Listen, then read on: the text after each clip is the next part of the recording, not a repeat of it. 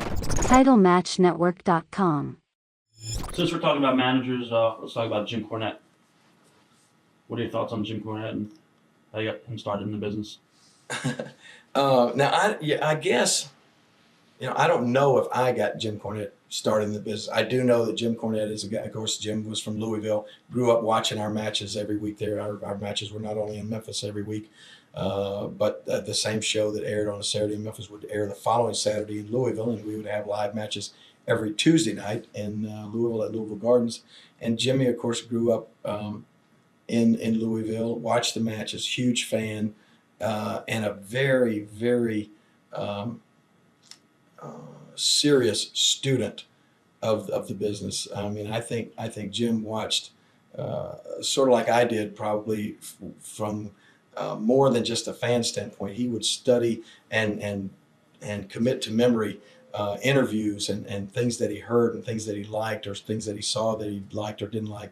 And so he started out as the first time I can remember him coming around, he started out as a photographer taking the pictures of wrestlers. And then we let him get up around ringside and do the, photography at the ringside. And I believe, I honestly got to say, I think it was Jerry Jarrett more so than myself, who first gave Jim Cornette the opportunity to actually manage. But I may be wrong. I just may not be remembering that right. But I know, Jerry and he started in our company, and he was just a real, as I said, a real good student of especially my interviews and that sort of thing. And some, it used to sort of, they say imitation is the sincerest form of flattery. And I was flattered in a sense, but then sometimes it was like, he would go a little bit too far using my interviews verbatim, word for word. And every line that I would say, he would come back and repeat later on and do, that sort of thing. But he was he's very charismatic and has done well, had a good career. I think, though, of course, when he started working for the World Wrestling Federation and the business changed, so to speak, from what Jim had grown up loving. He didn't like that change, and he'll tell you he didn't like that change. He's a very stubborn individual, and he doesn't think that the wrestling is as good now as it was, and he just he was never one to hide his thoughts, and so he would let it be known at every opportunity that he got to anybody that would listen that he didn't like the current state of wrestling, and I think he was sort of his own worst enemy there in the WWF. That people just kind of got tired of hearing Jim knock the business, and so they found something else for him to do where he wouldn't be around them all the time, where they wouldn't have to listen to that. But now he's got the developmental territory there in Louisville, and I think he really enjoys it because he's getting to. I still think that everybody that comes into this business needs a fundamental, basic background of the way the business sort of used to be, and then that will help them. Have that knowledge as they go on to the way the business is today. And so Jim has the opportunity now to impart that kind of old time wisdom to the new guys that are coming into the WWF. Since we're also talking about managers, I know it's kind of jumping ahead, but what about Paul Heyman? He came through Memphis. I think we pretty much helped start Paul. Paul and I never really got along. I broke Paul's jaw one time in Blytheville, Arkansas, and I don't think I did it intentionally. I may have. He certainly thinks I did, and we just, when you're in a pressure situation. When I was booking, you come up with these what you think are great ideas, and you think every idea that you have is going to draw a sellout, and of course, it all depends on how the performers, how the wrestlers play their parts as to how successful these ideas are.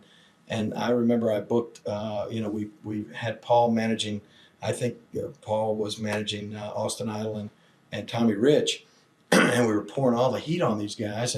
And we had, two individuals that did great interviews, and Tommy Rich and Austin Idol, but we were letting Paul do the talking for him. So I mean, we were just funneling the heat onto Paul, and I finally booked. I'll never forget. I booked in Louisville one night this scaffold match, where we built the scaffold way up over the ring, and we were going to all go up there and fight on the scaffold, and so we did the big build up to it, and I told everybody, we were going to work towards the scaffold match. Yeah. It's going to be great. And we did the big build up, and we got there that night, and of course we'd all done the interviews of how we're going to all be up there fighting on this dangerous match, and then it was like the scaffold's built. We've got a sellout out there, and it's almost bell time, and Paul comes to me and said, "I can't climb up on the scaffold." I said, "What do you mean you can't climb up on the scaffold?" He said, "I can't. I'm afraid." And I thought, he was ribbing me, and then I found out later, we go out there and he wasn't ribbing. He wouldn't climb up on the scaffold, and it was like it killed the whole match. And I think I got so mad at Paul that I more or less probably always held that against him. It was like I almost I didn't really have any use for him after that. But he stayed around a little while longer. Then he went on, and of course. The rest is history. Did the ECW thing, and I think he's a really good promoter, really smart promoter in that respect, and to take a business and a company from nothing to the success that he had with ECW without having a big financial backing is very, very difficult, and he pulled it off. And was able to do pay-per-views and that sort of thing. So, that proves to me that he got a lot going for him upstairs. Let's talk about Vern Gagne and your relationship with Vern Gagne. Didn't really ever have a relationship with Vern Gagne. Of course, he was the head of the AWA, and we Jerry and I worked with the NWA, of course, when we were in business for a long time, and we had all of these matches with world NWA world champions, the Jack Briscoes, the Terry Funks, the Dory Funks, Harley Races, Flair, all of these guys, and for years, and we felt like we should be maybe given the opportunity to have. Even a brief, that's all we were basically looking for, even a brief title change in Memphis, because we used the NWA champion probably as much or more than any other territory did. We always, that was our background, or our longest running angle, so to speak. That was always everything we did in the territory was to build around to be that main person to get the shot at the NWA world title whenever the champion would come along. And as I said, we went through all of those different champions and could never get them to go along with doing a title change for us.